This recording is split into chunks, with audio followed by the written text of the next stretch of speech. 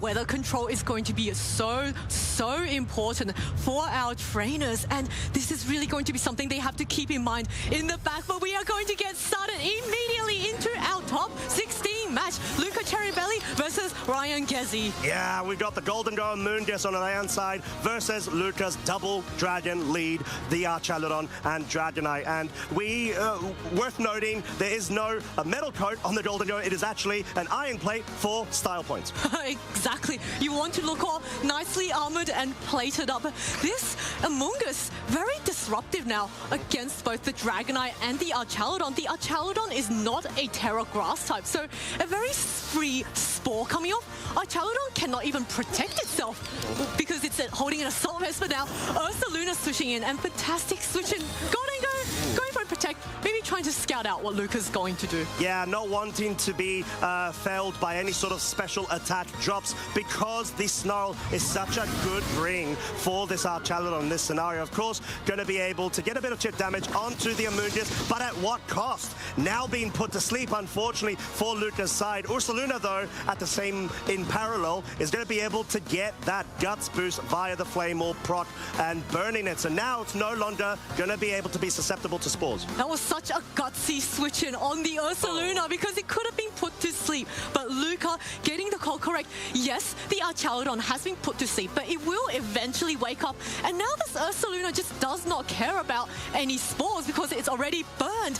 Of course, the Golden Go is Terra Flying, so if the Ursaluna tries to go for ground move whilst the Golden Go Terra Flyings, it will be immune. But then the next turn, there could be a Facade, and we do see a Terrestrialization coming out. Yeah, that's a really good point, because it sort of forces LUCA's hand into making a choice. Facade into the Amoonguss, not expecting the Protect and expecting the Rage Powder, or you try to target a Facade into the Golden Go, make that read, anticipating no Rage Powder and a Protect on the Amoonguss, but no, redirection is active right now. Nasty Plot is also going to be able to bolster up the special attack of this Golden Go up to +2. Facade, though, into the Amoonguss with that chip damage. No. It is enough to pick up the KO. No more redirection from RAYAN's side, but this Golden Go is now at +2, and that is an absolutely terrifying thing to be facing down. It will be floating in the air with those balloons on the head, so it forces the Ursaluna to go for the Facade.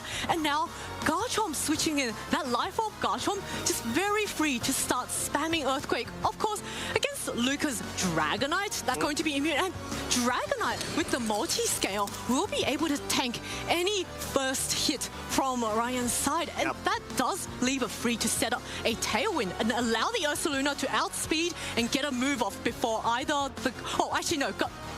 Dragonite will be outsped by the Garchomp, so Ursaluna can move before the Golden Go. Yeah, I think this may come down to whether RAYAN can make a read on that Dragonite Steel Terra, as we see, and anticipate it coming out, going for a very risky ground-type move. But it does have Earthquake, though. It's not necessarily risky at this point, because at least you guarantee that you pick up that multi-scale and do enough damage in combination with the speed being an advantage for that Golden Go's make it rain. So Earthquake does come out. It will be doing a lot of damage through this multi-scale. Fantastic call from RAYAN there. That multi-scale really saving Dragonite from this super effective Life Orb. The Make It Rain comes out from this Golden Go, but now we see that Terra Steel. No, it is not enough to allow the Dragonite to hang on, even with that Terra Steel. And the Dragonite is going to get knocked out before it even has the chance to make a move. Yeah, such a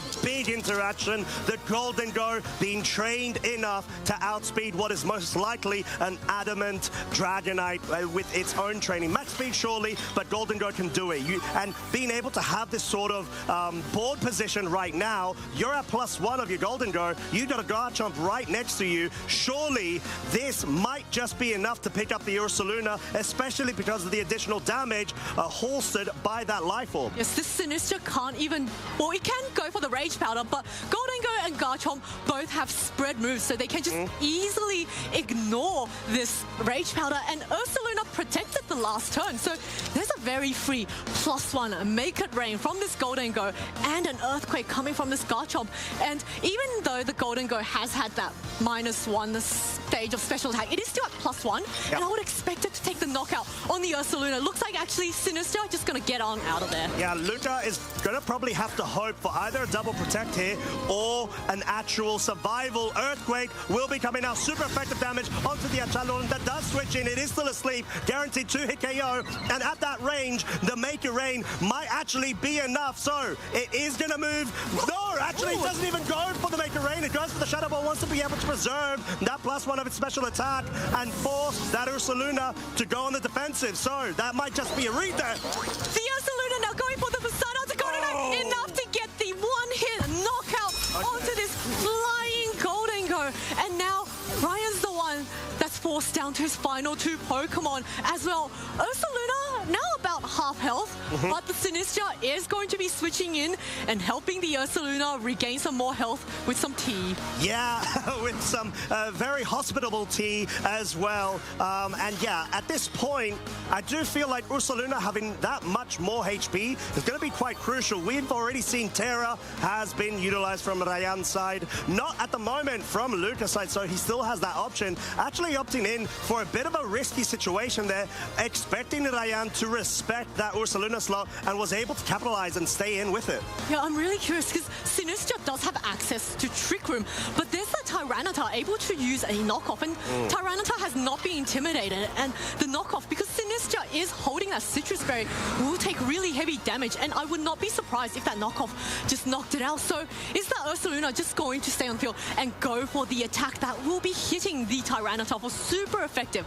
But Tyranitar is a very bulky Pokemon, and I would not be surprised if the Tyranitar survives. And looks like Earthquake coming up immediately. Okay. That was a good bit of damage. Wow, it does. It survives on 14 hit points, that being the Tyranitar, of course, which will allow it to get the knockoff, outspeed onto the Sinistcha. It does pick up, of course, the KO, but this is now susceptible to an Earthquake potential KO. The Ursaluna is going to have to really dig deep in order to go for it. No, it actually focuses down on the facade. Critical hit does not matter from that range, and all of a sudden, this Tyranitar is actually fast enough to be able to steal this game 1. It is a battle between Tyranitar and Ursaluna, but because the Ursaluna is so heavily chipped and is much slower than this Tyranitar, even with that 14 health, will easily be able to take the knockout onto this Ursaluna. So Ryan playing that game 1 so well. You know, being knocked down to his one Pokemon, but that didn't matter. Up against this Ursaluna, and now the knockoff coming out, going to knock off the Flame Ball, but that doesn't really make a difference. And Ursaluna goes down, and Ryan wins game 1 of the top 16 of the Stuttgart Regionals. Yeah, look at Ryan go, identifying the win condition, and the fact that the self-Earthquake is not enough to pick up the KO onto the Tyranitar. It does allow it to be able to get that very critical move off. And yeah, I feel like from LUCA, there may have been a bit of uncertainty in terms of whether the Earthquake is strong enough to pick up the KO onto the Garchomp, and saying, right, I want to play a bit more safe, not have to rely on any sort of damage rolls that may come into effect. But there was a bit of range and chip damage because of the Life Orb on the Garchomp already. Precisely, and I'm really curious, had that Ursaluna gone for the Earthquake on LUCA's side in that final turn, he would have, because the Tyranitar took such heavy damage from its own Garchomp, Tyranitar would have gone down. Garchomp's range is a little uncertain because Garchomp is a relatively bulky Pokemon, so that might be something that LUCA was, you know, like you said, not quite sure of. Let's get rid of the Garchomp first with the facade, and hopefully maybe my Ursaluna can outspeed the Tyranitar the next turn. But then we saw the Tyranitar outspeeding, so very good information for LUCA going into game 2, knowing who's faster. Yeah, and I think that's what I've noticed when it comes to a couple of the Tyranitar sets. Normally you'd expect, okay, super bulky, there's no real reason to be able to put it within more investment in terms of the speeds, but there's a lot of different Pokemon in that speed tiering of the Tyranitar that you can absolutely capitalize off of outspeeding, one of those notably being the Ursalunas. Yes, this Ursaluna is going to be key, and looks like our players have chosen their lead for this game 2. Ursaluna immediately with the Dragonite up against the same leads from Ryan as game 1, the Amoonguss and the Golden Go. So Ursaluna on LUCA's side, very free to just go for a protect,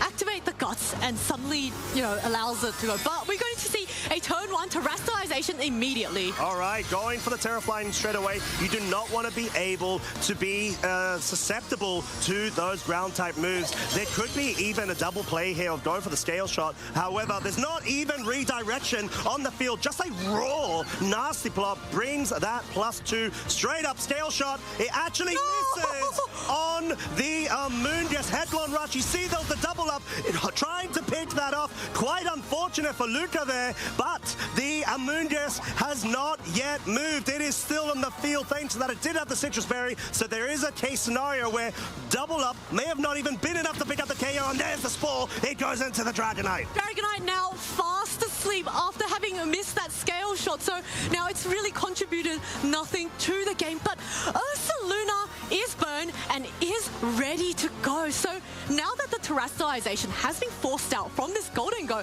it's very susceptible to the facade, but Golden Go is at +2 thanks to the nasty plot, and a Make It Rain with that metal play will do heavy damage to the Ursaluna, and it might even pick up the knockout. Yeah, and we know that it's a bit of a speedy Ursaluna, so there's not going to be a lot more resources in terms of the training to its special defense to be able to survive a +2 Golden Go with an iron plate attached to it, and that is why we see it run away from the field, brings in that Archaludon in hopes of being able to take this Make It Rain a bit better. And look at this super powerful Make It Rain coming off onto this Dragonite, that multi-scale ability really saving it. But now this Archaludon has switched in, tanked in the Make It Rain really well, going to get that +1 stage of defense, which won't matter too much against for the body press. You don't want to body press a flying Golden Go or an Amoonguss. But now that also means Archaludon with the assault vest cannot protect, and if it stays in and the Amoonguss spores, it could be put to sleep. But the Dragonite could potentially be waking up this turn because it's already taken 1 turn. But I don't see how LUCA can get rid of this Amoonguss right now. It is so pesky. Yes. On LUCA's side, just being able to redirect and spore things. Exactly, and I do feel like there may be a Pelipper in the back because of the core 4 that have been brought. And there it is, of course, and guess what? It's Patrick's Pelipper too. That's shiny, of course, from LAIC Distribution. And being able to try to get those Electro shots right now will be crucial, especially because the Amoonguss has switched out. But Rayan is a step ahead, has brought that Tyranitar in and gets a bit of a stream going right behind his back. Ryan has played his turn perfectly, switching in the Tyranitar just as the Pelipper switches in. And now that leads us to the question, did Yes, it went for the Electro shot, and unfortunately will be stuck on the field, not getting to do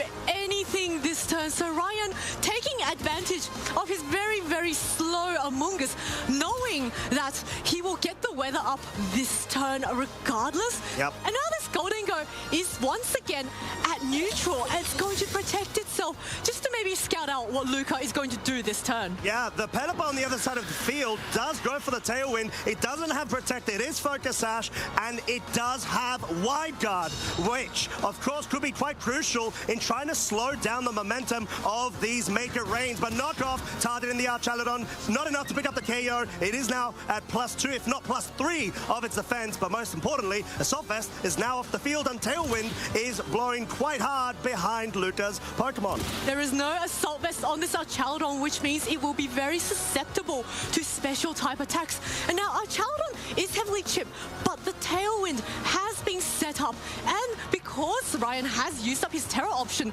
that Tyranitar is very susceptible to a body press. Of course, Ryan does have Pokemon in the back that can absorb it, and Golden Go will be moving second after the Archaludon and the Pelipper.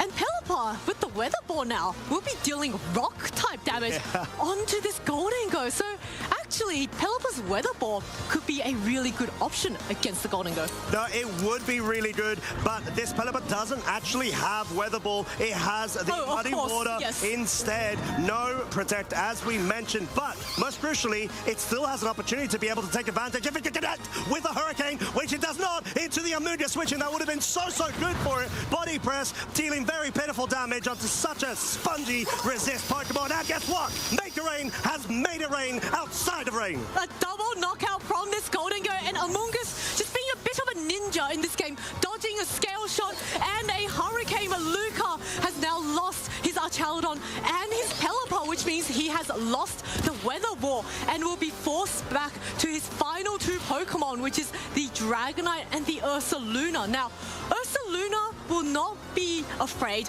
of any spores coming its way, but if the Amoonguss goes for the Rage Powder, it cannot hit the Golden Go this turn, and Ursaluna really wants to get rid of that Golden Go because the only move he has to hit it with is that Facade. Yeah, and Dragonite has taken its mandatory turn of sleep. It needs to be able to wake up and support this Ursaluna, act as the main damage output sources from LUCA in order to try to win this game back, because right now it is heavily in Rayan's favor. Yes, Dragonite Terrestrialization into the Steel type, trying to tank any very strong Make It Rains coming up from this Golden Go. Amoonguss going for the Rage Powder, just trying to redirect away any strong single target attacks, but Dragonite is going to stay asleep for another turn, which means the Facade going off into the Amoonguss knocks it out, but also allows that Golden Go on the stage to get another move off. Yeah, Make It Rain is dispatched yet again.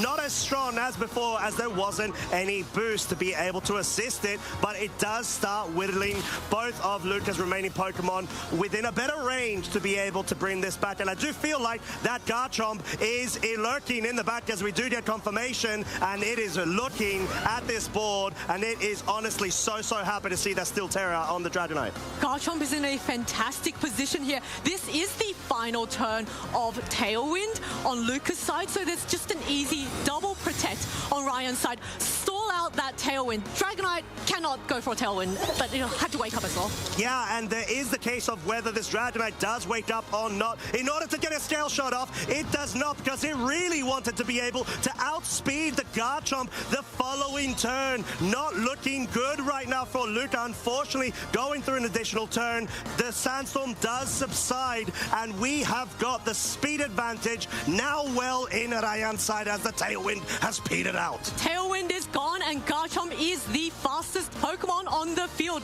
There is a very easy Earthquake, and LUCA recognizes Ryan